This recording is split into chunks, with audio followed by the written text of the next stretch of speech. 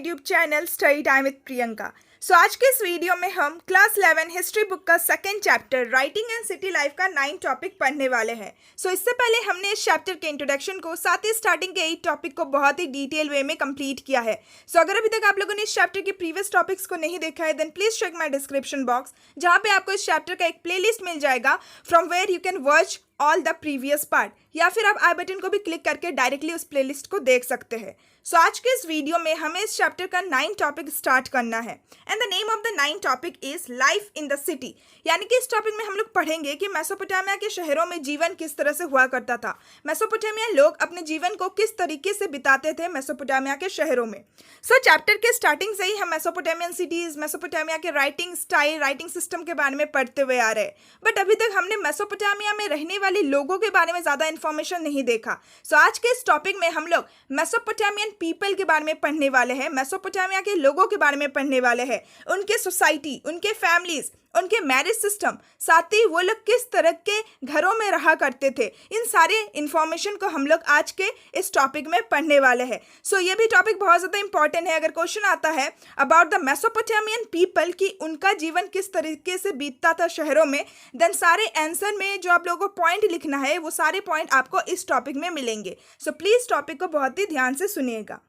Chapter का जब मैंने स्टार्टिंग करवाया था, जब मैंने इंट्रोडक्शन आप लोगों को समझाया था, देन मैंने उस टाइम पे आप लोगों को सिविलाइजेशन का डेफिनेशन दिया था। हम लोग मेसोपोटामियन सिविलाइजेशन के बारे में पढ़ रहे हैं, देन हमें ये तो पता होना चाहिए कि आखिर ये सिविलाइजेशन होता क्या है।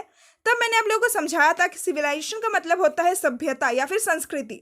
सिविलाइजेशन एक ऐसे ह्यूमन सोसाइटी को कहा जाता है जिस सोसाइटी में अपना एक एडवांस लेवल का सोशल, पॉलिटिकल, कल्चरल और रिलीजियस ऑर्गेनाइजेशन होता है। इस चैप्टर के 8 टॉपिक में, यानी कि इस टॉपिक के जस्ट पहले वाले टॉपिक में urbanization in southern Mesopotamia, temples and kings वाले टॉपिक में हमने मेसोपोटामिया के रिलीजियस ऑर्गेनाइजेशन को समझा था। जब हम लोग टेम्पल वाले टॉपिक को पढ़ रहे थे, हमने उस टॉपिक में देखा था कि कैसे मेसोपोटामिया के लोग अलग अलग देवी देवताओं को मानते थे, उनकी पूजा करते थे, टेम्पल्स बनाते थे। हमने रिलीजियस ऑर्गेनाइजेशन को उस टॉपिक में पढ़ लिया एंड साथ ही हमने मेसोपोटामिया के पॉलिटिकल ऑर्गेनाइजेशन को भी समझ लिया जब हम लोग किंग वाले टॉपिक को पढ़ रहे थे, राजा महाराजाओं के बारे में जान रहे थे। आज के इस टॉपिक में जो बाकी 2 टर्म था, सोशल एंड कल्चरल ऑर्गेनाइजेशन, उन दोनों टर्म को समझेंगे। इस टॉपिक में हम लोग मेसोपोटामिया के सोशल एंड कल्चरल ऑर्गेनाइजेशन को समझेंगे। Now let's start our today's topic. जैसे कि हर एक सोसाइटी में, हर एक समाज में 2 सेक्शन होता है। आप अगर देखेंगे देन हर एक सोसाइटी 2 सेक्शन में डिवाइडेड होता है। पहला होता है रिचेस्ट सेक्शन, दूसरा होता है पोर सेक्शन। रिचेस्ट सेक्शन में कौन लोग आते हैं? वे लोग जो समाज में, जो सोसाइटी में थोड़े पावरफुल होते हैं, थोड़े रिच होते हैं, थोड़े टैलेंटेड होते हैं, जिनका एक high social and economic status होता है। एंड पोर सेक्शन में कौन लोग आते हैं? ऑर्डिनरी पीपल, जो कि इकोनॉमिकली इतना ज़्यादा रिच नहीं होते हैं। हर एक सोसाइटी में, हर एक समाज में हमें ये 2 सेक्शन देखने को मिलेंगे। उसी तरीके से मेसोपोटामियन सोसाइटी में भी हमें 2 सेक्शन देखने को मिला। मेसोपोटामियन सोसाइटी भी 2 सेक्शन में डिवाइडेड था। पहला सेक्शन जो था वो स्मॉल था, यानी कि छोटा सेक्शन था, एंड उस सेक्शन में ही ज़्यादा से ज़्यादा जो वेल्थ था वो एक्यूमुलेटेड था। यानी कि जब आर्कियोलॉजिस्ट ने खुदाई की एंड जो भी एविडेंस उन्हें मिले, उससे हमें ये पता चला कि मेसोपोटामिया का सोसाइटी भी 2 पार्ट में डिवाइडेड था, 2 सेक्शन में डिवाइडेड था। पहला सेक्शन स्मॉल हुआ करता था, छोटा सेक्शन था, एंड सोसाइटी का ज़्यादा से ज़्यादा वेल्थ, ज़्यादा से ज़्यादा जो धन दौलत था वो स्मॉल सेक्शन, सोसाइटी का जो छोटा सा हिस्सा था, छोटा सा जो सेक्शन था, उन्हीं में रहने वाले लोगों के पास था। एंड ये जो स्मॉल सेक्शन था, इसमें कौन लोग इंक्लूडेड होते थे? रूलिंग इलाइट, यानी कि रूल करने वाले लोग, जो राजा महाराजा होते हैं, वो लोग इस सेक्शन में इंक्लूडेड होते थे। एंड जो लार्जर सेक्शन था, उस सेक्शन में ऑर्डिनरी लोग इंक्लूडेड होते थे। अब आर्कियोलॉजिस्ट को किस तरीके से पता चला कि मेसोपोटामियन सोसाइटी भी 2 पार्ट्स में डिवाइडेड थे, 2 सेक्शन में डिवाइडेड थे? सब कुछ आर्कियोलॉजिस्ट को एक्सकेवेशन के थ्रू ही पता चला। जब आर्कियोलॉजिस्ट ने एक शहर था उर, जिसके बारे में हमने पहले भी डिस्कस किया है कि ये सदर्न मेसोपोटामिया का एक शहर था। जब आर्कियोलॉजिस्ट ने उर शहर में एक्सकेवेशन किए, देन उन्हें कुछ राजा और रानी के ब्यूरियल्स में, अब ब्यूरियल्स क्या होता है? ब्यूरियल्स का मतलब होता है कब्र या फिर दफन, जिसमें लोगों को दफनाया जाता है। आर्कियोलॉजिस्ट को कुछ किंग एंड क्वीन के ब्यूरियल्स में इनॉर्मस रिचेस मिले, बहुत सारे धन दौलत किंग और क्वीन के साथ बरीड किए गए थे, दफनाए गए थे, जैसे कि ज्वेलरी यानी कि गहने वगैरह, गोल्ड वेजल यानी कि सोने के बर्तन, साथ ही वुडन म्यूजिकल इंस्ट्रूमेंट, उड के बने जो म्यूजिकल इंस्ट्रूमेंट होता है जिससे कुछ गाना कुछ धुन निकलता है। सो वुडन म्यूजिकल इंस्ट्रूमेंट सुनने में तो बहुत ही मामूली सा चीज लग रहा है, बट ये मामूली नहीं था। क्यों? क्योंकि उस म्यूजिकल इंस्ट्रूमेंट में वाइट सेल यानी कि सफेद मोती और लापिस लजूली जुड़ा हुआ था, जिसके कारण से वो म्यूजिकल इंस्ट्रूमेंट इतना ज़्यादा प्रेशियस होता है। इसके अलावा डैगर्स का मतलब एक तरह का वेपन होता है जिसको खंजर कहते हैं। सो गोल्ड के, सोने के डैगर्स भी मिले हैं। सो जब आर्कियोलॉजिस्ट को इतने प्रेशियस, इतने कीमती चीज़ें मिली, देन उन्होंने इस बात का ये अंदाज़ा लगाया कि जिसका भी ये डेड बॉडी होगा, जिसका भी ये ब्यूरियल होगा, कब्र होगा, वो ज़रूर कोई एक रिचर पीपल रहा होगा। एंड रिच कौन होते थे उस टाइम पे? राजा या फिर रानी। सो आर्कियोलॉजिस्ट ने इस बात का अंदाज़ा लगाया कि ये जो ब्यूरियल है, ये जो कब्र है, ये ज़रूर किसी राजा या फिर रानी का होगा। एंड इस ब्यूरियल में हमें इतने सारे इनॉर्मस रिचेस मिलते, इतने सारे धन दौलत मिलते हैं। सो इस तरीके से आर्कियोलॉजिस्ट ने पता लगाया। और जिस ब्यूरियल्स में, जिस कब्र में आर्कियोलॉजिस्ट को कुछ भी नहीं मिला या फिर बहुत ही सामान्य चीज़ें, बहुत ही नॉर्मल चीज़ें मिली, देन उस कब्र को उन्होंने ये अंदाज़ा लगाया कि ये कब्र किसी ऑर्डिनरी पर्सन, किसी सामान्य व्यक्ति का होगा। सो इस प्रोसेस के द्वारा इस तरह करके आर्कियोलॉजिस्ट ने मेसोपोटामिया के सोसाइटी के बारे में पता लगाया कि मेसोपोटामियन सोसाइटी भी एक इकोनॉमिक इनइक्वलिटी वाला सोसाइटी था, जहाँ पे ज़्यादातर जो धन दौलत था वो सोसाइटी के एक सेक्शन के पास ही एक्यूमुलेटेड था। सो विद दिस हमने मेसोपोटामिया के सोसाइटी के बारे में, मेसोपोटामिया के इकोनॉमिक स्टेटस के बारे में जान लिया। अब हम मेसोपोटामिया के फैमिलीज़ के बारे में जानेंगे। सो इस टॉपिक को स्टार्ट करने से पहले भी हम सबसे पहले तो सोर्सेज के बारे में जान लेते हैं कि आर्कियोलॉजिस्ट को कैसे पता चला अबाउट द मेसोपोटामियन फैमिली। सो जो भी टॉपिक मैं आप लोगों को समझा रही हूँ, साथ ही मैं आप लोगों को सोर्सेज के बारे में भी समझा रही हूँ कि आर्कियोलॉजिस्ट को आखिर पता कैसे चला। सो ये भी जानना बहुत ज़्यादा इंपॉर्टेंट होता है। सो आर्कियोलॉजिस्ट को बेसिकली लीगल टैक्स के द्वारा पता चला। लीगल टैक्स यानी कि कोई कानूनी डॉक्यूमेंट या फिर कोई कानूनी कागजात। फॉर एग्जाम्पल, अगर मेसोपोटामिया के लोगों के बीच में कुछ भी डिस्प्यूट, कुछ भी कॉन्फ्लिक्ट, झगड़ा वगैरह होता होगा, देन वो लोग उस डिस्प्यूट को सॉल्व करने के लिए एक लीगल डॉक्यूमेंट बनाते होंगे, एक कानूनी कागजात बनाते होंगे। सो उस लीगल टेक्स्ट को पढ़ के आर्कियोलॉजिस्ट को मेसोपोटामिया के फैमिली के बारे में पता चलता है। इसके अलावा इनहेरिटेंस मैटर, मान लीजिए मेसोपोटामिया का एक फैमिली है, उस फैमिली में भाइयों के बीच में, सन के बीच में झगड़ा होता होगा इनहेरिटेंस को लेकर, उत्तराधिकारी को लेकर। देन इस डिस्प्यूट को, इस कॉन्फ्लिक्ट को भी सॉल्व करने के लिए वो लोग लीगल डॉक्यूमेंट्स बनाते होंगे। देन उन सारे डॉक्यूमेंट्स को, उन सारे लीगल कागजात को, टेक्स्ट को पढ़ के आर्कियोलॉजिस्ट को मेसोपोटामिया के फैमिलीज के बारे में पता चलता है। So according to the archaeologist, Mesopotamian society जो था वो न्यूक्लियर फैमिली को ज़्यादा प्रेफर करता था। न्यूक्लियर फैमिली यानी कि छोटा सा परिवार जिसमें एक मैन होता है, उसकी वाइफ होती है और उनके बच्चे होते हैं। सो न्यूक्लियर फैमिली छोटे परिवार को कहा जाता है। बट इन केस हमें यह भी देखने को मिला है कि अगर बेटे का शादी हो जाता था, देन बेटे का जो परिवार होता था वो अपने पेरेंट्स के साथ ही रहता था। सो ज़्यादातर न्यूक्लियर फैमिली ही देखने को मिला है, बट किसी किसी परिवार में हमें यह भी देखने को मिला है कि वो परिवार अपने पेरेंट्स के साथ भी रहा करता था। इसके अलावा और एक बहुत ही इंपॉर्टेंट चीज़ हमें मेसोपोटामिया के फैमिलीज़ के बारे में पता लगा है कि मेसोपोटामिया के परिवार में जो हेड होता था वो फादर होता था, पिता होता था। सो इससे हमें इस बात का ये अंदाज़ा लगता है कि मेसोपोटामियन सोसाइटी एक पैट्रियार्कल सोसाइटी हुआ करता था। पैट्रियार्कल यानी कि पितृसत्ता समाज। पैट्रियार्कल सोसाइटी एक ऐसी सोसाइटी को कहा जाता है जिस सोसाइटी में सबसे ज़्यादा पावर एंड सबसे ज़्यादा इंपॉर्टेंस मैन यानी कि पुरुष को दिया जाता है। सो मेसोपोटामिया का सोसाइटी भी एक पैट्रियार्कल सोसाइटी थी जिसमें फैमिली का, परिवार का जो हेड होता था वो फादर होता था, पिता होता था। यानी कि फैमिली के हर छोटे बड़े डिसीजन लेने का हक सिर्फ और सिर्फ पिता के पास होता था। सो विद दिस हमने मेसोपोटामिया के फैमिलीज के बारे में भी जान लिया। अब हम मेसोपोटामिया के मैरिज सिस्टम के बारे में जानेंगे कि शादी किस तरह से हुआ करता था। सो आर्कियोलॉजिस्ट को मैरिज के प्रोसीड्योर के बारे में ज़्यादा जानकारी नहीं मिला है, यानी कि मैरिज किस तरह से परफॉर्म किया जाता था, क्या तरीका होता था शादी करने का, इसके बारे में ज़्यादा तो आइडिया नहीं है, बट फिर भी आर्कियोलॉजिस्ट को थोड़ा बहुत आइडिया मिला है। जैसे कि जब एक लड़का और एक लड़की, जब वो लोग इच्छुक होते थे, विलिंगनेस टू मैरी, यानी कि जब उनकी इच्छा होती है कि वो अब शादी करना चाहते हैं, देन एक डिक्लेरेशन किया जाता था, एक घोषणा किया जाता था। फिर जो ब्राइड के पेरेंट्स होते थे, ब्राइड यानी कि दुल्हन, सो दुल्हन के जो पेरेंट्स होते थे, जो माता पिता होते थे, वो उस मैरिज को, उस शादी को कंसेंट देते थे, अपना सहमति देते थे। उसके बाद ही मैरिज का प्रोसेस कैरी आउट किया जाता था। फिर क्या होता था, जो ग्रूम के फैमिली होता था, ग्रूम यानी कि दूल्हा को कहा जाता है, लड़के को कहा जाता है, सो दूल्हा का परिवार दुल्हन के परिवार को गिफ्ट्स दिया करते थे। सो यहाँ पे हमें और एक इंटरेस्टिंग चीज पता चल रही है कि दूल्हा का परिवार सबसे पहले दुल्हन के परिवार को गिफ्ट दिया करते थे। बट अगर आप इंडियन सोसाइटी में देखेंगे, देन आज भी डॉरी सिस्टम चलता है, जिसमें जो दुल्हन का परिवार होता है वो दूल्हे के परिवार को गिफ्ट वगैरह देता है।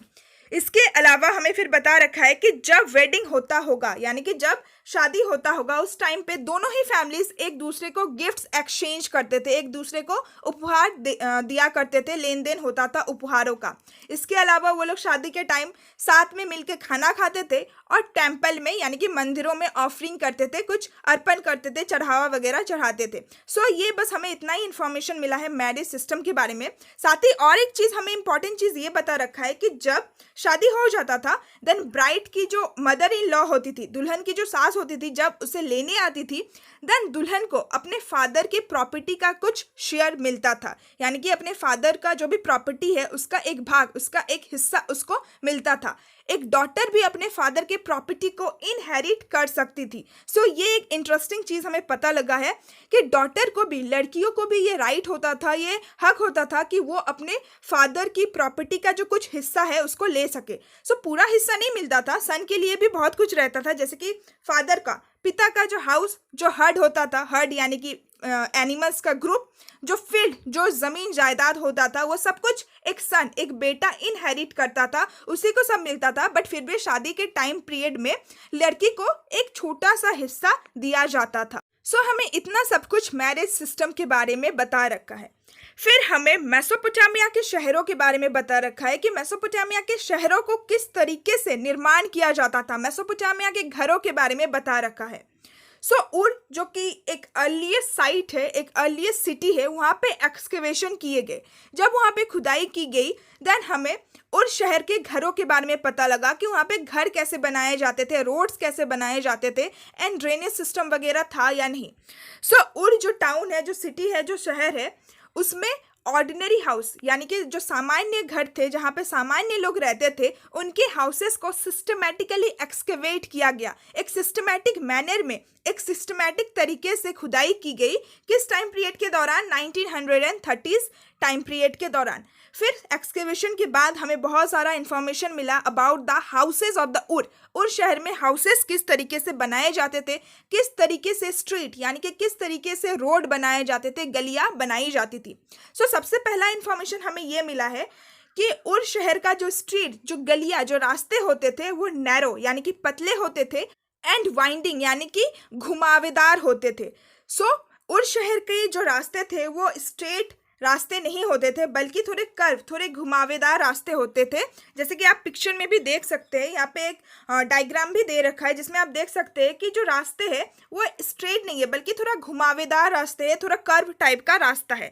सो इससे हमें पता चला है कि व्हील कार्ट यानी कि बैलगाड़ी का उस रास्तों में जाना बहुत ज़्यादा मुश्किल है। नैरो वाइंडिंग स्ट्रीट, पतले पतले घुमावेदार रास्ते हमें ये इंडिकेट करते हैं कि व्हील कार्ट यानी कि कोई भी कार्ट, कोई भी व्हीकल, कोई भी बैलगाड़ी हो गया, उसको उस रोड में क्रॉस करना बहुत ज़्यादा मुश्किल था, घरों में जाना बहुत ज़्यादा मुश्किल था, क्योंकि बहुत ज़्यादा पतली पतली रास्ते हुआ करते थे। सो इससे आर्कियोलॉजिस्ट ने इस बात का अंदाज़ा लगाया कि जब ग्रेन के सैक्स यानी कि अनाज की जो बोरियां होती होगी, या फिर फायरवुड यानी कि जलाने वाली जो लकड़ियां होती होगी, वो डोंकी के बैक में यानी कि गधे की पीठ में होकर ही गलियों में ले जाया जाता होगा, हाउसेस में पहुंचाया जाता होगा। सो व्हीकल नहीं चल सकता है, क्योंकि व्हीकल का जो चौड़ाई था वो बहुत ज़्यादा था। व्हील कार्ट या फिर कोई भी बुलक कार्ट का जो चौड़ाई था वो बहुत ज़्यादा होता था एज़ कम्पेयर टू द जो स्ट्रीट था, जो छोटी छोटी पतली पतली गलियां थी। इसीलिए वो लोग डोंकी का बैक का या फिर डोंकी का इस्तेमाल करते थे कुछ भी सामान को शहर के अंदर, घरों के अंदर लाने या फिर बाहर ले जाने के लिए। फिर हमें बता रखा है Narrow winding street and the irregular shape of house plots also indicate an absence of town planning. सबसे पहले तो हमने देख लिया कि नैरो वाइंडिंग स्ट्रीट हुआ करता था, पतली पतली घुमावेदार रास्ता हुआ करता था. इसके अलावा जो हाउसेस बनाए गए थे शहरों में वो भी इरेगुलर शेप में बनाए गए थे, यानी कि एक प्रॉपर पैटर्न, एक प्रॉपर मैनर में नहीं बनाया गया था हाउसेस को. सो फिर से आप पिक्चर में देख सकते हैं कि ये जो हाउसेस पूरा बना रखा है ये कितना ज़्यादा कंजस्टेड है, ये हमें एक प्रॉपर लाइन में नहीं दिख रहा है.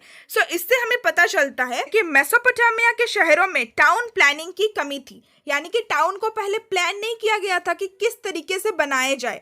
सो टाउन को सबसे पहले तो प्लान किया जाता है कि इस तरीके से हम रोड बनाएंगे, फिर रोड के साइड बाय साइड हम घर बनाएंगे, फिर एक प्रॉपर टाउन बनता है. बट जो नैरो वाइंडिंग स्ट्रीट है एंड जो हाउस प्लॉट का इरेगुलर शेप है उससे तो हमें ये पता चलता है कि मेसोपोटामिया में टाउन प्लानिंग की कमी थी. फिर बता रखा है there were no street drains of the kind we find in contemporary Mohenjodaro. So यहाँ पे हड़प्पन सिविलाइजेशन का बात आ जाता है. सो मैंने स्टार्टिंग में ही आप लोगों को बताया था कि Mesopotamian civilization and Harappan civilization का आप एक कंपैरिजन कर सकते हैं इस चैप्टर को पढ़ने के बाद. सो मोहेंजोदारो हड़प्पन सिविलाइजेशन का एक वेल नोन, एक बहुत ही फेमस साइट है जिससे हमें हड़प्पन सिविलाइजेशन के बारे में बहुत ज़्यादा इन्फॉर्मेशन मिलता है. सो मोहेंजोदारो के जो स्ट्रीट थे, जो सड़कें थे, वो ड्रेन्स के साथ बनाए गए थे, जो कि एक बहुत ही विशेष फीचर है. सो मोहेंजोदारो से हमें टाउन प्लानिंग का एविडेंस मिलता है कि मोहेंजोदारो को सबसे पहले प्लान किया गया था, उसके बाद जो हाउसेस एंड रोड्स थे वो बनाया गया था. सो मोहेंजोदारो का जो रोड था, रोड्स तो बहुत ज़्यादा चौड़े बनाए गए थे, साथ ही रोड्स के एक एंड में, एक कोने में ड्रेन्स भी बनाया गया था. एंड ये जो ड्रेन्स था उसको स्लैब से, स्टोन स्लैब से कवर भी किया गया था. सो बहुत ही प्रॉपर तरीके से मोहेंजोदारो के रोड्स एंड मोहेंजोदारो के हाउसेस बनाए गए थे. बट ये चीज़ हमें मेसोपोटामिया के हाउसेस में, मेसोपोटामिया के शहरों में नहीं देखने को मिलता है. मेसोपोटामिया में स्ट्रीट ड्रेन्स नहीं थे, यानी कि जो स्ट्रीट थी, जो गलियां थी, जो रोड थे, वहाँ पे ड्रेन्स नहीं बनाए गए थे. Drains and clay pipes were instead found in the inner courtyard of the Ur houses. अब कोई भी हाउसेस ले लो, मेसोपोटामिया का हाउसेस हो या मोहेंजोदारो का हाउसेस हो, हड़प्पन सिविलाइजेशन का हाउसेस हो, डोमेस्टिक वेस्ट तो क्रिएट हो गई. इवन अब आज के ही हाउसेस की बात ले ली, हमारे घर में कुछ गंदगी तो होती है, डोमेस्टिक वेस्ट तो क्रिएट हो गई.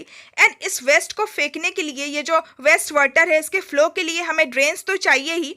सो मेसोपोटामिया के शहरों में हमें स्ट्रीट में, रोड्स में तो ड्रेन्स नहीं देखने को मिला. दैट मीन्स वो लोग घरों के अंदर में ही ड्रेन्स बनाते थे. सो उस शहर के हाउसेस में हमें इनर कोर्टयार्ड, घर के जो अंदर का कोर्टयार्ड, जो आंगन होता था, वहाँ पे ही ड्रेन्स और क्ले पाइप्स को बनाया जाता था. And it is thought that house roofs sloped inwards and rainwater was channeled via the drain pipes into sumps in the inner courtyard. यानी कि और एक चीज हमें हाउसेस से क्या पता चला है कि उस शहर का जो हाउसेस होता था, उस हाउसेस का जो छत होता था वो घर के कोर्टयार्ड की तरफ ही झुका होता था. जो रूफ होता था वो घर के कोर्टयार्ड की तरफ, घर के आंगन की तरफ झुका हुआ रहता था, ताकि जब बारिश हो एंड जो भी रेन वाटर है वो जो स्ट्रीट है वो स्ट्रीट में फ्लो ना करे, बल्कि घर के अंदर ही पड़े. और घर के अंदर में क्या होता था, घर के अंदर में ड्रेन्स पाइप्स होते थे जिसके थ्रू वो जो रेन वाटर होता था वो इनर कोर्टयार्ड, यानी कि घर के आंगन में जो सम्स होता था. सम क्या होता है, सम एक ओपन एरिया होता है या फिर एक कवर्ड बेसिन होता है जहाँ पे जितना भी वेस्ट वाटर है, जो गंदा पानी है, वहाँ पे वो जमा रहता है, फ्लो करता है. सो मेसोपोटामिया के लोग अपने घरों के अंदर ही ड्रेन्स बनाते थे और अपने घरों में ही एक सम, एक ओपन एरिया बनाते थे जहाँ पे वो सारे वेस्ट वाटर को गैदर करते थे. सारे वेस्ट वाटर वहीं पे इकट्ठा रहता था. सो इसीलिए वो लोग अपना जो छत होता था, छत का जो रूफ होता था, वो घर के अंदर की तरफ ही डाइवर्ट करके रखते थे, थोड़ा घर के अंदर की तरफ ही झुका के रखते थे, ताकि बारिश का जो पानी है वो पतली पतली गलियों में ना पड़े. ताकि वो जो गलियाँ है, एक तो पतला है, ऊपर से अगर घर के छतों का जो पानी है वो अगर उस गलिया में ही पड़ेगी देन वो कितना कीचड़ से भर जाएगा. सो इसीलिए वो छत का जितना भी पानी होता था बारिश के टाइम वो घर के अंदर ही पड़ता था, ताकि वो सब में गैदर हो जाए. जितना भी गंदा पानी है, जो भी वेस्ट वाटर है, वो घर के अंदर कोर्टयार्ड में जो सम बना हुआ है वहीं पे गैदर हो जाए, वहीं पे फ्लो करे. This could have been a way of preventing the unpaved street from becoming excessively slushy after a downpour. So ये क्यों किया जाता था, ये एक तरीका होता था कि जो अनपेव्ड स्ट्रीट यानी कि जो कच्ची सड़कें थी, अब सड़कें तो पक्की भी नहीं थी, कच्ची ही थी। और अगर आप देखेंगे गांव के इलाके में कच्ची सड़कें में जब पानी होता है तो कितना कीचड़ से भर जाता है। सो अपने स्ट्रीट को, अपने रास्तों को, अपने गलियों को बहुत ज़्यादा स्लशी मतलब बहुत ज़्यादा कीचड़ से बचाने के लिए वो लोग घर के अंदर ही ड्रेन्स बनाते थे एंड अपने घर के स्लोप को भी घर के अंदर की तरफ ही झुका के रखते थे। तो विद दिस हमने मेसोपोटामिया के शहरों के ड्रेनेज सिस्टम एंड मेसोपोटामिया के शहरों के रोड्स के बारे में जान लिया। फिर हमें बता रखा है yet people seem to have swept all their household refuse into the street, यानी कि लोग भले ही घर का जो गंदा पानी होता था वो स्ट्रीट में फ्लो नहीं करवाते थे, बट घर का जो दूसरा रिफ्यूज होता था, जो दूसरा कचरा होता था, जो सॉलिड कचरा वगैरह होता था, वो सब कुछ वो लोग स्ट्रीट में ही झाड़ू मार के निकाल देते थे, जिसके कारण से जो स्ट्रीट होता था उसका जो लेवल होता था वो रेज हो जाता था, वो बढ़ जाता था। सो मान लीजिए कि एक गली है, एक स्ट्रीट है एंड उस गली में रहने वाले हर एक लोग अपना घर का जो कचरा है, जो सूखा कचरा है, उसको झाड़ू मार के गली में फेंक रहे, देन इससे गली का जो लेवल है वो तो रेज हो गई, जो धूला है, जो मिट्टी है वो तो रेज हो गई। सो इससे बचने के लिए वो लोग क्या करते थे, मेसोपोटामिया के लोग जो होते थे वो टाइम टू टाइम, समय समय पर जो अपना थ्रेशोल्ड होता था घर का उसको भी ऊंचा करते थे। थ्रेशोल्ड यानी कि घर का जो चौखट होता है, जो दहलीज होता है, उसको भी ऊंचा करते थे ताकि जो स्ट्रीट का गंदा है वो उनके घर में ना घुस जाए। फिर हमें बता रखा है कि मेसोपोटामिया के शहरों में प्राइवेसी का भी बहुत ज़्यादा ध्यान रखा जाता था। सो जो लाइट होता था वो घर के अंदर किस तरीके से आता था, सो वो लोग विंडोज़ के थ्रू घर के अंदर लाइट को नहीं लाते थे। अब लाइट का जो मेन सोर्स था उस टाइम पे तो बल्ब का इन्वेंशन नहीं हुआ था, जो एक नेचुरल सोर्स था लाइट का वो तो सिर्फ और सिर्फ सन ही था। सो सन का जो लाइट था, सनलाइट जो था वो घरों के अंदर विंडोज से नहीं घुसता था बल्कि डोरवेज यानी कि दरवाजे से घुसता था। एंड ये जो दरवाजा होता था वो कोर्टयार्ड की तरफ ओपन करता था। अब अगर आप किसी भी दरवाजे को खोलेंगे तो दो ही तरीका हो सकता है, आप इनवर्ड यानी कि अंदर की तरफ खोले या फिर आउटवर्ड बाहर की तरफ खोले। सो मेसोपोटामिया के घरों के जो दरवाजे थे वो इनवर्ड यानी कि आंगन के अंदर की तरफ खुलते थे एंड उसी दरवाजे से, उसी डोरवे से सनलाइट अंदर घुसता था। सो इससे हमें पता चल रहा है कि मेसोपोटामिया के लोग प्राइवेसी का बहुत ज़्यादा ध्यान रखते थे। अब हमें कुछ सुपरस्टिशंस के बारे में बता रखा है। सुपरस्टिशन यानी कि अंधविश्वास। सो आज के सोसाइटी में भी लोग अंधविश्वास को मानते हैं। देन उस टाइम पे, इतने पहले तो लोग मानते ही होंगे कुछ अंधविश्वासों को, कुछ सुपरस्टिशंस को। सो उन लोगों का अंधविश्वास घर की वजह से था, यानी कि घर के स्ट्रक्चर को लेकर उन लोगों के मन में कुछ अंधविश्वास था, कुछ सुपरस्टिशंस बातें थी। एंड ये सब कुछ किसमें रिकॉर्ड किया गया था, ओमेन टैबलेट में रिकॉर्ड किया गया था उर के। सो जब आर्कियोलॉजिस्ट को उर शहर में एक ओमेन टैबलेट मिला, देन उन्हें पता चला कि मेसोपोटामिया के लोग कुछ अंधविश्वासों के ऊपर भी मानते थे। जैसे कि पहला अंधविश्वास ये था that raised threshold brought wealth, यानी कि जो घर की दहलीज होती है, जो घर का चौखट होता है, अगर वो रेज्ड हो, अगर वो थोड़ा ऊंचा हो, देन इसका मतलब घर में बहुत ज़्यादा वेल्थ आएगा, घर में बहुत ज़्यादा धन दौलत आएगा। इसके अलावा दूसरा अंधविश्वास ये है, a front door that did not open towards another house was lucky, यानी कि घर है एंड उस घर का जो मेन दरवाज़ा है, जो फ्रंट डोर है, अगर वो किसी और के घर की तरफ नहीं खुलता है, दैट मीन्स वो घर बहुत ज़्यादा लक्की है। सो जैसे कि मैंने आपको बताया कि दरवाजे को खोलने का दो तरीका रहता है, एक तो आप इनवर्ट खोलते हो, अपने तरफ खोलते हो, एंड दूसरा आउटवर्ट खोलते हो, बाहर की तरफ खोलते हो। सो जिन घरों का डोर, जिन घरों का दरवाज़ा इनवर्ड यानी कि अंदर की तरफ खुलता था, दैट मीन्स वो घर बहुत ज़्यादा लक्की होता था।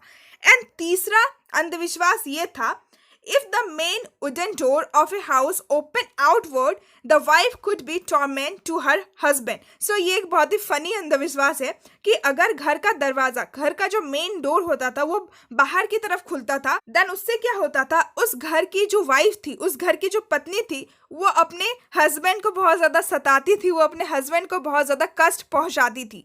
सो ये भी एक फनी सा अंधविश्वास जुड़ा हुआ है मेसोपोटामिया के लोगों के बारे में। सो विद दिस हमने मेसोपोटामिया के घरों के बारे में पढ़ लिया। साथ ही एक छोटा सा लाइन हमें मेसोपोटामिया के सिमेट्री के बारे में बता रखा है, यानी कि कब्रिस्तान के बारे में बता रखा है। There was a town cemetery at Ur in which the graves of royalty and commoners have been found. जैसे कि हर एक शहर में, हर एक टाउन में एक सिमेंट्री, एक कब्रिस्तान होता है, उसी तरीके से मेसोपोटामिया के टाउन में भी एक सिमेंट्री मिला है, एक कब्रिस्तान मिला है उर में, जिसमें रॉयल्टी यानी कि जो रॉयल लोग, जो राजा महाराजा थे, इवन जो कॉमनर्स, जो ऑर्डिनरी पर्सन थे, उन दोनों की ही ग्रेव्स को, उन दोनों के ही दफन को, कब्र को वहाँ पे दफनाया जाता था. But a few individuals were found buried under the floor of ordinary houses. But archaeologist को कुछ ऐसे भी ब्यूरियल्स, कुछ ऐसे भी कब्र मिले हैं जो एक ऑर्डिनरी हाउस यानी कि सामान्य घर के फ्लोर में, ज़मीन में दफनाया गया था. सो विद दिस हमारा ये टॉपिक कंप्लीट होता है.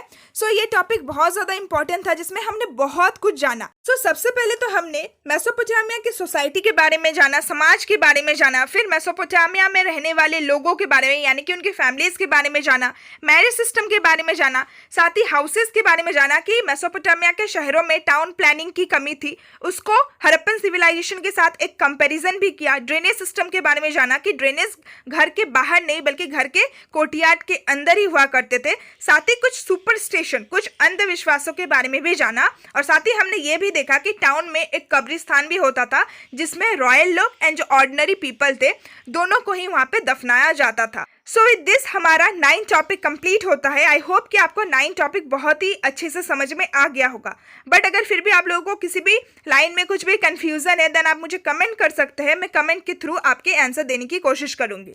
So now let's move to our next topic, the 10th topic, and the name of the 10th topic is a trading town in a pastoral zone. So अगर आप लोगों को याद होगा हमने 8 टॉपिक में कुछ तरह के, कुछ काइंड्स के सिटीज़ के बारे में पढ़ा था. जैसे कि कुछ सिटीज़ ऐसे थे जो धीरे धीरे टेम्पल्स के आसपास में डेवलप कर रहे थे एंड कुछ सिटीज़ ऐसे थे जो सेंटर्स ऑफ ट्रेड यानी कि व्यापार के केंद्र के रूप में डेवलप कर रहे थे.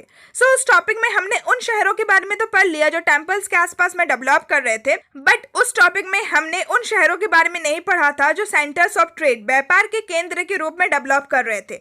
सो उन शहरों के बारे में इस टॉपिक में हम लोग पढ़ने वाले हैं. सो जैसा कि टॉपिक के नाम से पता चलता है, अ ट्रेडिंग टाउन यानी कि एक व्यापार वाला शहर इन अ पेस्ट्रोल जोन, एक पेस्ट्रोल जोन में, एक पेस्ट्रोल एरिया में. सो पेस्ट्रोल एरिया क्या होता है? सो पेस्ट्रोल एरिया बेसिकली एक रूरल एरिया होता है जहाँ पे आपको पेस्ट्रोलिज्म देखने को मिलेगा, पशुपालन देखने को मिलेगा एंड साथ ही इस एरिया में फार्मिंग भी किया जाता है एंड एनिमल रियरिंग भी किया जाता है. सो इस टॉपिक में हम लोग पढ़ेंगे कि कैसे एक पेस्ट्रोल जोन में एक ट्रेडिंग टाउन, एक व्यापार का शहर बनता है. So now let's start our topic. So 2000 BC के बाद से मारी जो शहर है वो फ्लरिश करता है. सो मारी और एक मेसोपोटामियन सिटी है. सो हमने अभी तक बेसिकली 3 तरह के सिटीज़ के बारे में बात किया जो कि बहुत ज़्यादा इंपॉर्टेंट थे मेसोपोटामिया में. एक उरुक, दूसरा उर एंड तीसरा ये मारी. सो मारी 2000 BC के बाद से एक रॉयल कैपिटल के रूप में फ्लरिश कर रहा था, उसका ग्रोथ हो रहा था, उसका विकास हो रहा था. सो अगर आप मैप में देखेंगे देन मारी सदर्न प्लेन में नहीं है. सो हमने देखा कि उरुक एंड जो उर शहर है वो बेसिकली सदर्न मेसोपोटामिया में है, बट मारी ये जो शहर है वो सदर्न प्लेन में नहीं है बल्कि यूफ्रेट रिवर के अप स्ट्रीम में है. यानी कि मेसोपोटामिया के आपको थोड़े नॉर्थन साइड में ही मारी शहर मिलेगा. एंड ये जो शहर था ये हाईली प्रोडक्टिव एग्रीकल्चरल सिटी था, यानी कि यहाँ पे एग्रीकल्चरल प्रोडक्शन बहुत ज़्यादा होता था. सो फिर से आप टॉपिक नंबर 1 को थोड़ा रिवाइज कीजिए कि हमने टॉपिक नंबर 1 में क्या पढ़ा था. जब हमने मेसोपोटामिया की ज्योग्राफी के बारे में समझा था देन हमने पढ़ा था कि मेसोपोटामिया का जो नॉर्थन एंड जो नॉर्थ ईस्टर्न साइड है वो एक ऐसा साइट था, वो एक ऐसा एरिया था जहाँ पे हमें बहुत सारे स्टेप्स, बहुत सारे हरे भरे घास के मैदान देखने को मिले एंड साथ ही वहाँ पे रेनफॉल भी बहुत ज़्यादा अच्छा होता था एग्रीकल्चरल प्रोडक्शन के लिए. सो मारी एक ऐसे एरिया में एग्जिस्ट करता था जहाँ पे बहुत सारे हरे भरे घास के मैदान थे. दैट मीन्स कि वहाँ पे एनिमल रियरिंग बहुत अच्छे से होता था, पशुपालन बहुत ज़्यादा अच्छे से होता था, साथ ही रेनफॉल भी बहुत ज़्यादा अच्छा था. एंड जैसे कि रिवर यूफ्रेट के सामने है दैट मीन्स कि वहाँ पे एग्रीकल्चर प्रोडक्शन भी बहुत ज़्यादा अच्छा होता था. सो मारी एक ऐसा शहर था जहाँ पे हमें एनिमल रियरिंग भी देखने को मिला, साथ ही हमें एग्रीकल्चरल प्रोडक्शन भी देखने को मिला. सो अब हम थोड़े मैप को समझने की कोशिश करते हैं कि मारी जो शहर था वो किस तरीके का शहर था. सो मैप में बहुत ही क्लियरली बता रखा है. ये जो आप पार्ट देख रहे हैं ये जो पार्ट था वो एग्रीकल्चरल लैंड हुआ करता था, यानी कि एग्रीकल्चर प्रोडक्शन यहाँ पे हुआ करता था। एंड ये जो आपको ब्लू कलर का लाइन दिख रहा है, ये रिवर यूफ्रेट है जो कि नॉर्थ से होते हुए साउथ की तरफ फ्लो कर रहा है। एंड ये जो येलो एंड ब्राउन कलर का आपको एरिया दिख रहा है, ये एरिया पैस्चर लैंड है, यानी कि एक ऐसा एरिया जहाँ पे पशुपालन होता है, एनिमल हियरिंग होता है, यानी कि एनिमल्स इस जगह पे चढ़ते हैं। सो आप देख सकते हैं बहुत ही फेवरेबल कंडीशन है मारी शहर का, जहाँ पे एग्रीकल्चर प्रोडक्शन भी होता था और साथ ही एनिमल रियरिंग यानी कि एनिमल हर्डिंग पशुपालन भी होता था। Some communities in the kingdom of Mari had both farmers and pastoralists. So हमने ये पहले ही बात कर लिया कि मारी एक ऐसा एरिया, एक ऐसा किंगडम था जहाँ पे फार्मर्स भी रहते थे एंड एग्रीकल्चर प्रोडक्शन होता था एंड पैस्टोरलिस्ट भी रहते थे। पैस्टोरलिस्ट यानी कि चरवाहा, जो जानवरों को चराते हैं, जो एनिमल रियरिंग करते हैं। सो एनिमल रियरिंग भी होता था, दैट मीन्स वहाँ पे पैस्टोरलिस्ट भी रहते थे। But most of its territory was used for pasturing sheep and goat, यानी कि आप बहुत ही क्लियरली मारी शहर को देख सकते हैं कि मारी शहर में बहुत ही कम एरिया था जहाँ पे एग्रीकल्चर प्रोडक्शन होता है। ज़्यादा से ज़्यादा जो मारी शहर का एरिया था वो पैस्चर लैंड ही था, यानी कि वहाँ पे पशुपालन ही होता था। सो शिप एंड गोट्स का पैस्चरिंग, यानी कि वो लोग ज़्यादा से ज़्यादा एरिया में चढ़ते थे। टेरिटरी का जो ज़्यादा से ज़्यादा हिस्सा था वो शिप, भेड़ बकरियों के चरने के लिए ही इस्तेमाल किया जाता था। सो वहाँ पे पैस्टोरलिज्म या फिर पैस्टोरलिस्ट लोग ज़्यादा रहते थे। फिर बता रखा है कि जो हर्डर्स यानी कि वही चरवाहों को ही हर्डर्स भी कहा जाता है। सो अब जो हर्डर्स है वो भले ही एनिमल्स रियरिंग करते थे, यानी कि पशुओं को पालते थे, पशुओं को चराते थे, बट वो अपने आप को सस्टेन करने के लिए सिर्फ और सिर्फ एनिमल्स के प्रोडक्ट के ऊपर ही तो डिपेंड नहीं हो सकता है। उसको भी ग्रेन्स चाहिए, उसको भी अनाज चाहिए खाने के लिए, अपने लाइफ को सस्टेन करने के लिए। सो हर्डर्स क्या करते थे, वो लोग फार्मर्स के साथ अपनी चीज़ों को एक्सचेंज किया करते थे। जैसे कि यंग एनिमल्स, जो छोटे छोटे एनिमल्स होते थे, उसको वो लोग फार्मर्स को दे देते थे। साथ ही चीज़, लेदर यानी कि जो एनिमल का स्किन होता है, एंड मीट, इन सारी चीज़ों को वो लोग फार्मर्स को दिया करते थे एंड एक्सचेंज में उन लोगों से ग्रेन्स लिया करते थे और मेटल टूल्स लिया करते थे। साथ ही जो मैन्योर होता था, मैन्योर यानी कि खाद जो होता था, वो फार्मर्स के लिए बहुत ज़्यादा यूज़फुल होता था, क्योंकि खाद से क्या होता है, फील्ड को बहुत ज़्यादा फर्टाइल कर सकते हो। फार्मर्स उसको एज अ फर्टिलाइज़र यूज़ करते थे अपने फील्ड में। सो इससे दोनों का ही फायदा होता था। जो हर्डर्स होता था उसको एग्रीकल्चर प्रोड्यूस मिल जाता था एंड जो फार्मर्स होता था उसको मीट, लेदर, चीज़ एंड जो यंग एनिमल्स है वो हर्डर्स के द्वारा मिल जाता था। बट ऐसा नहीं था कि दोनों के बीच में कन्फ्लिक्ट नहीं होता था, दोनों के बीच में झगड़ा नहीं होता था। अब एक जगह पे जब दो इकोनॉमिक एक्टिविटीज़ को परफॉर्म करने वाले लोग रहेंगे, देन ऑब्वियस सी बात है कि उनमें कुछ ना कुछ तो कन्फ्लिक्ट, कुछ ना कुछ तो झगड़ा होगा ही। सो हमें हर्डर्स यानी कि जो चरवाहा है एंड जो फार्मर्स है, जो किसान है, उन दोनों के बीच में भी कुछ कन्फ्लिक्ट, उन दोनों के बीच में भी कुछ झगड़े देखने को मिले हैं। जैसे कि शीप हर्ड कौन होता है, जो शिप को चराते हैं, जो भेड़ों को चराते हैं। सो जो एक शिप हर्ड होता था वो कभी कभार अपने फ्लॉक, अब फ्लॉक क्या होता है, फ्लॉक यानी कि जो शिप का ग्रुप होता है, जो भेड़ों का झुंड होता है, उसको फ्लॉक कहते हैं। सो जो शिप हर्ड, जो भेड़ चराने वाला व्यक्ति होता है, वो कभी कभार अपने भेड़ों को लेकर सोन फील्ड में चले जाते थे, यानी कि एक ऐसा एग्रीकल्चरल लैंड जहाँ पे बीज बोए गए हैं, ऐसे फील्ड में वो लोग चले जाते थे एंड वहाँ पे जाके वो लोग क्रॉप्स को रूइन कर देते थे, क्रॉप्स को बर्बाद कर देते थे।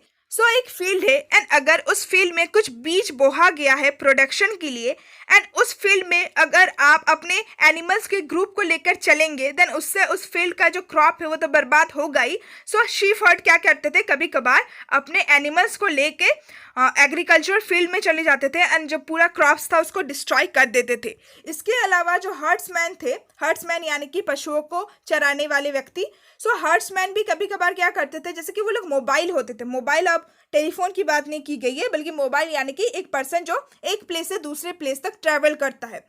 सो जो हर्ड्समैन होते थे वो भी एक प्लेस से दूसरे प्लेस में जब ट्रैवल करते थे अपने पशुओं के झुंड को लेकर, देन वो लोग एग्रीकल्चरल विलेजेस में रेड कर देते थे, अटैक कर देते थे। एग्रीकल्चरल विलेजेस यानी कि ऐसा गांव जहाँ पे जो मेन इकोनॉमिक एक्टिविटी होता था वो एग्रीकल्चरल प्रोडक्शन होता था। सो ये हर्ड्समैन कभी कभी उन विलेजेस में अटैक कर देते थे और साथ ही उनका जो स्टोर्ड गुड्स होता था, जो इकट्ठा किया गया प्रोड्यूस होता था, उसको सीज कर लेते थे, उसको जब्त कर लेते थे।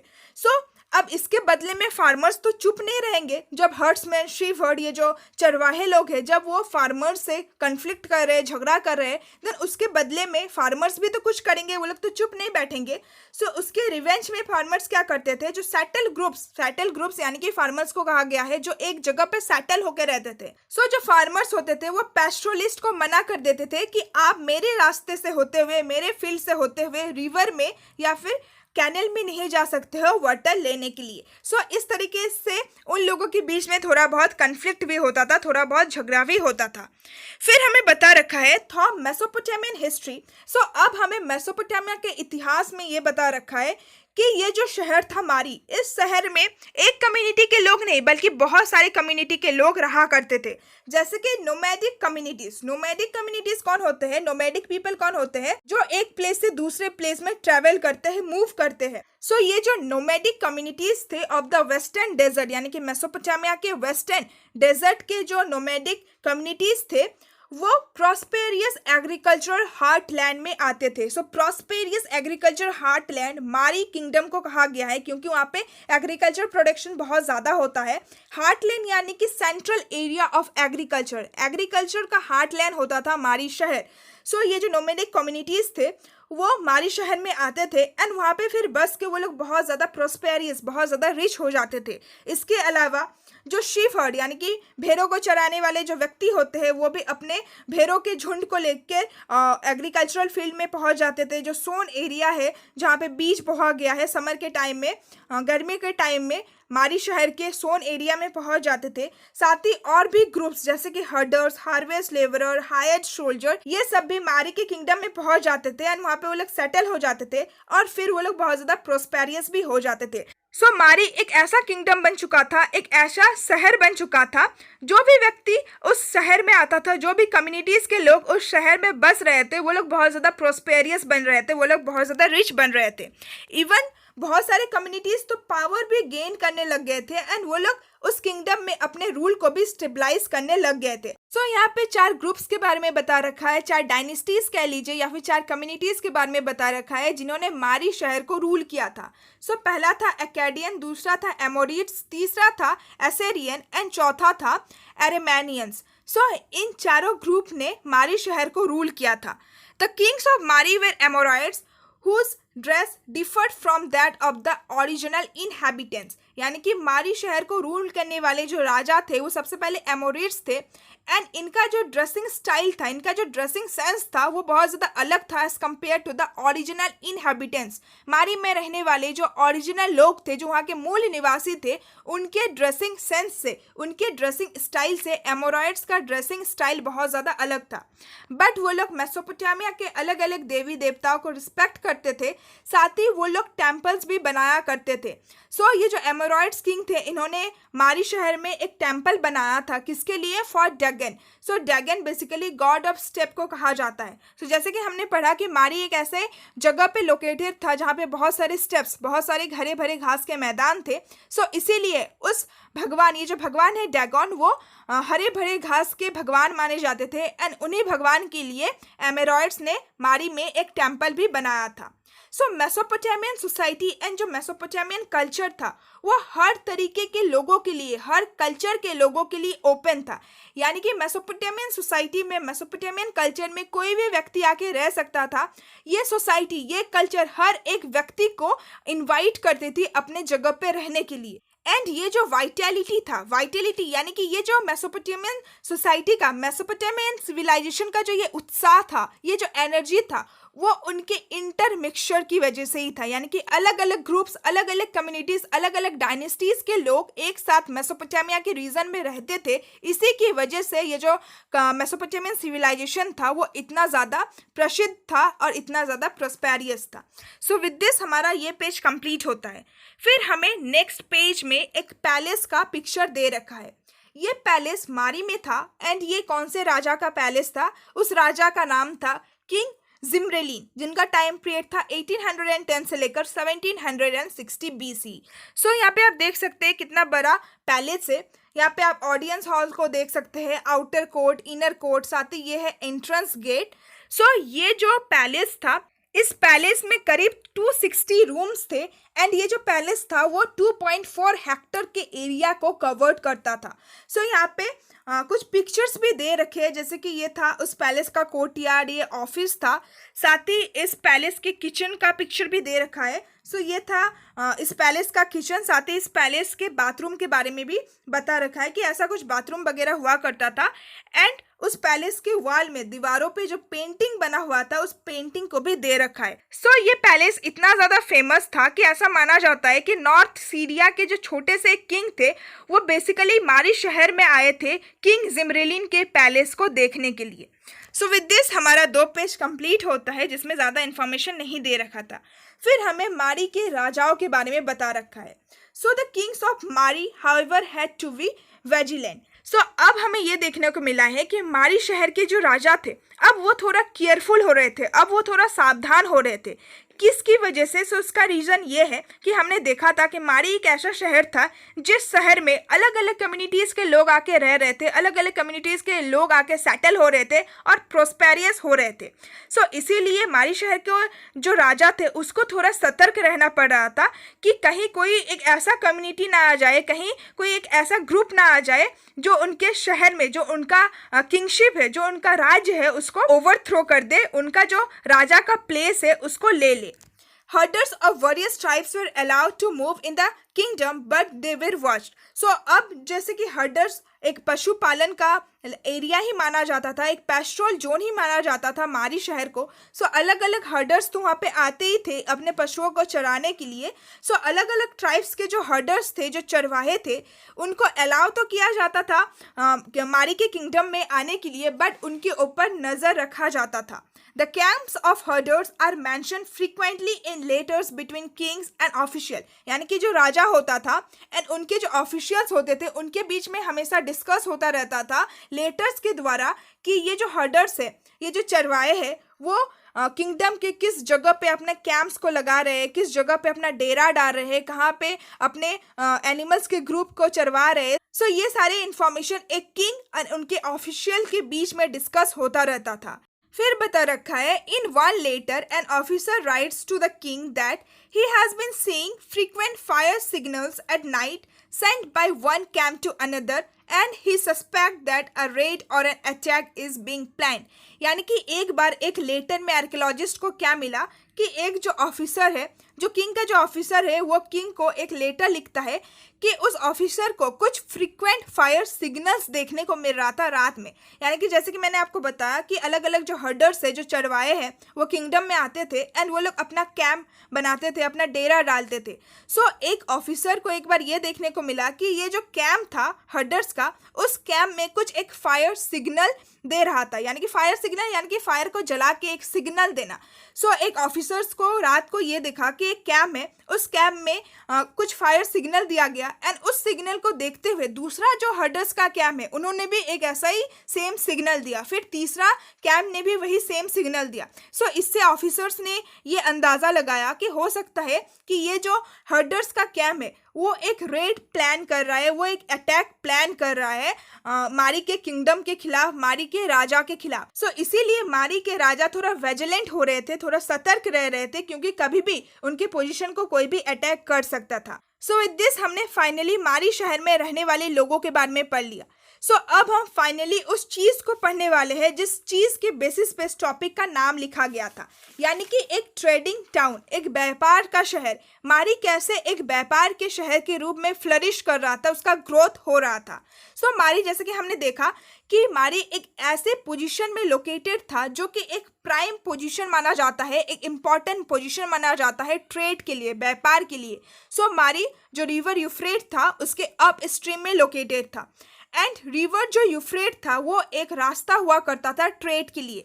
सो बहुत सारे सामानों का ट्रेड किया जाता था, जैसे कि वुड यानी कि लकड़ी, copper, tin, oil, wine and various other goods, और ऐसे बहुत सारे सामानों का ट्रेड किया जाता था रिवर यूफ्रेट से होते हुए बोट में। सो हमने पहले भी ये डिस्कस किया था कि लैंड रोड यानी कि ज़मीन के रास्तों से ट्रेड करना बहुत ज़्यादा महंगा पड़ जाता था मेसोपोटामियंस के लिए। सो इसीलिए उन लोगों का जो सबसे सुइटेबल एंड सबसे इकोनॉमिकली जो सबसे सस्ता मोड ऑफ कम्युनिकेशन होता था वो होता था बाय रिवर। सो वो लोग नदियों का इस्तेमाल करते थे, रिवर्स का इस्तेमाल करते थे ट्रेड करने के लिए। सो वो लोग बोट में इन सारी चीज़ों को कैरी करते थे एंड फिर वो लोग ट्रेड करते थे। सो ट्रेड किन किन जगहों के बीच में होता था? बिटवीन द साउथ यानी कि जो सदर्न मेसोपोटामिया है उनके बीच में, और टर्की, सीरिया और लेबनान के बीच में होता था। So Turkey, Syria and Lebanon एक ऐसा एरिया था जहाँ पे बहुत सारे मिनरल रिसोर्सेज थे। सो हमने देखा था कि मेसोपोटामिया में मिनरल रिसोर्सेज की बहुत ज़्यादा कमी थी। एग्रीकल्चर प्रोडक्शन तो होता था बट मिनरल्स की बहुत ज़्यादा कमी थी। सो सदर्न मेसोपोटामिया में बेसिकली जो मिनरल्स थे, जो वुड था एंड और भी बहुत सारे जो सुइटेबल मटेरियल थे वो बेसिकली इन्हीं एरिया से लाया जाता था, वो भी रिवर यूफ्रेट्स से होते हुए। Mari is a good example of an urban centre prospering on trade, यानी कि मारी एक बहुत ही अच्छा एग्जाम्पल है अर्बन सेंटर का, एक शहर का जो कि प्रोस्पेरियस हुआ, जिसका विकास हुआ ट्रेड की वजह से, यानी कि व्यापार की वजह से। Boats carrying grinding stone, wood, wine and oil jar could stop at Mari on their way to the southern cities, यानी कि जब नॉर्थन कंट्रीज से होते हुए ये सारे जो सामान है जैसे कि grinding stone, wood, wine, oil jar, ये सारे सामान जब सदर्न मेसोपोटामिया में, मेसोपोटामिया के जो सदर्न सिटीज है वहां तक पहुंचते थे, सो उनको बीच में रोका जाता था। सो ये मान लीजिए कि ये रिवर यूफ्रेट है एंड रिवर यूफ्रेट का ये नॉर्थन साइड है, ये सदर्न साइड है। सो कुछ ऐसे एरिया में ये जो मारी शहर था वो लोकेटेड था। अब नॉर्थ से जो कुछ भी सामान आता था बोट के थ्रू, जब वो साउथ डायरेक्शन की तरफ आता था, साउथ के शहरों की तरफ आता था, देन उन्हें बीच में रुकना पड़ता था मारी शहर में। एंड मारी शहर फिर उन बोट्स पे, उन सामानों पे कुछ टैक्स लगाया करते थे। सो मारी शहर के जो ऑफिसर्स होते थे वो बोट को रुकवाते थे, उस जगह पे, उस पोर्ट पे रुकवाते थे एंड फिर वो लोग उस शिप के अंदर जाते थे, उस शिप के अंदर देखते थे, इंस्पेक्ट करते थे, यानी कि जांच करते थे कि क्या सामान लेके जाया जा रहा है या फिर क्या सामान आ रहा है। कार्गो का मतलब एक रिवर बोट ही होता है जिसमें बेसिकली 300 वाइन जार्स आप कैरी कर सकते हो। सो मारी शहर के ऑफिसर्स बोट्स को रुकवाते थे, शिप को रुकवाते थे एंड फिर जांच करते थे कि क्या क्या सामान लेके जाया जा रहा है। फिर वो लोग एक चार्ज भी लीव करते थे, यानी कि टैक्स भी लगाते थे। एंड कितना टैक्स लगाया जाता था? सो जो भी गुड्स है उस गुड्स का जो वैल्यू है, जो प्राइस है, उसका 1/10% टैक्स लगाया जाता था। एंड फिर जो बोट्स होता था उसको अलाउ किया जाता था कि आप डाउन स्ट्रीम की तरफ जाओ, यानी कि सदर्न मेसोपोटामिया के शहरों की तरफ जाओ। सो अगर कोई भी बोट, कोई भी जो शिप होता था, अगर वो टैक्स नहीं देता था, देन उन्हें फिर रिवर जो है, रिवर यूफ्रेट्स को क्रॉस करने नहीं दिया जाता था। सो इन सारी चीज़ों का तो ट्रेड होता ही था, उसके साथ साथ बार्ली का भी ट्रेड होता था। एंड बार्ली बेसिकली एक स्पेशल ग्रेन बोट में कैरी किया जाता था। Most important tablets refer to copper from Alasia, the island of Cyprus known for its copper and tin was also an item of trade, यानी कि tin and copper का भी बहुत ही large amount में ट्रेड किया जाता था। सो कॉपर बेसिकली एक जगह से लाया जाता था, उस जगह का नाम था अलाशिया, जिसको द लैंड ऑफ साइप्रस कहा जाता है। एंड ये जगह बेसिकली अपने कॉपर के लिए ही जाना जाता था। सो इस जगह से कॉपर एंड टीन का भी ट्रेड करवाया जाता था। सो जो ब्रोंज है, bronze basically tin and copper के मिक्सचर से बनता है। एंड हमने देखा था कि अब धीरे धीरे मेसोपोटामिया की सोसाइटी में ब्रोंज टूल्स का इस्तेमाल किया जाने लगा। So as bronze was the main industrial material for tools and weapons, यानी कि मेसोपोटामिया के लोग ब्रोंज का ही इस्तेमाल करते थे। ब्रोंज एक बहुत ही इंपॉर्टेंट इंडस्ट्रियल मटेरियल बन गया था टूल्स एंड वेपन्स के प्रोडक्शन के लिए। टूल्स एंड बनाने के लिए जो सबसे इंपॉर्टेंट मटेरियल था वो ब्रोंज ही था। And bronze copper and teen से ही बनता था। सो इसीलिए कॉपर एंड टीन का भी ट्रेड बहुत ही अच्छे से हुआ करता था। This trade was of great importance. And ये जो ट्रेड था, कॉपर एंड टीन का जो ट्रेड था, उसको बहुत ज़्यादा इंपॉर्टेंस दिया जाता था।